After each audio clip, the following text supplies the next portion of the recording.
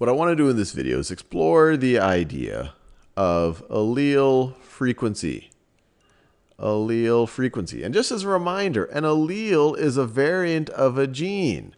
You get a variant of a gene from your mother, and you get another variant of the gene from the father. And so when we're talking about the allele, we're talking about that specific variant that you got from your mother or your father. And we've seen this before, but now let's dig a little bit deeper.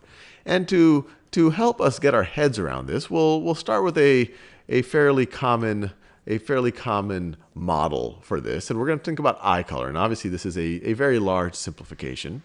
But let's just assume that we have a population where there's only two variants of an eye color gene. Let's first assume there is an eye color gene, and let's assume there's two variants. One variant, one allele for eye color, we'll use the shorthand capital B. Let's say that's the allele for brown eye color. And we're going to assume that this one is dominant. It's dominant over the other allele. Now the other allele we're going to assume is for blue eye color. And we'll represent that with a lowercase b. So that is blue eye color. And we're going to assume that this is recessive. So once again, this is review. Someone who has one of the big B alleles, the brown alleles. It doesn't matter what their other allele is going to be, because it's either going to be another brown or it's going to be a blue. They're going to show brown eyes. So this is going to be brown eyes, and this is going to be brown eyes because the capital B is dominant. The only way to get blue eyes is to be a homozygote for the recessive allele. And all of that, of course, is review. We've seen that before. But now let's think about allele frequency. And to think about that, I'll set up a very artificially small population. So let's say our population has exactly two people in it. Population has exactly two people in it, person 1 and person 2. And let's say we're able to look into their DNA and figure out their genotypes. So person 1, let's say, has a capital B allele, has a brown allele and a blue allele, while person 2 has two blue alleles. Now, given that we know the genotypes in this artificially small population, now we can start thinking about the allele frequencies, or the frequencies of the different alleles. So what do you think is going to be the frequency of the brown allele in this population? And I encourage you to pause this video and think about this on your own. So I'm assuming you've had a go at it. So you might be tempted to say, oh, well, it looks like 1 out of 2 people have it. Maybe it's 50%. But that wouldn't be the right way to think about allele frequencies. And allele frequencies, you want to dig a little bit deeper and look at the individual alleles. And when you look at that, you say, okay, there's 4 individual alleles in this population or there's 4 variants in this, or there's literally 4 chromosomes, I guess you could say, that they're carrying that gene in this population. And out of them, one of them is the capital B allele. And so we could say that that is going to be 0.25 or 25%. So once again, 25% of the genes for eye color have the capital B allele, have the brown allele.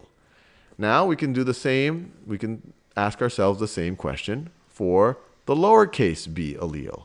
What fraction of the genes in this population are code for or represent the lowercase b, the blue allele? And once again, I encourage you to pause the video and think about it. Well, very similar idea. There's four genes in the population that are coding for eye color. Of them, 1, 2, 3 code for or are the lowercase blue allele. So that's 0.75 or 75%. 75% of the genes code for the lowercase the blue allele, while 25 are the brown allele. And I really want to hit this point home, how this is different than, say, the phenotype frequency. If I asked you in the population, if I asked you the percent of brown-eyed people,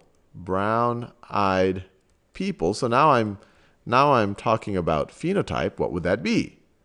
Well, there's 2 people in the population. One of them is exhibiting brown eyes, so that's going to be 1/2. And similarly, if I were to ask you, what is the percentage of people who are blue-eyed? That 2 would be 1/2. This person is one of the 2 people. They're exhibiting blue eyes. But allele frequency, we're digging deeper. We're looking at the genotypes, and we're saying, well, out of the four genes here, one of them is the big B allele, so that's 25% of the gene population codes for is the brown allele, and 75% is the blue allele. And this is really important to internalize, because once we internalize this, then as we'll see, the ideas in the Hardy-Weinberg principle start to make a lot of sense. And I'll do a little bit of foreshadowing.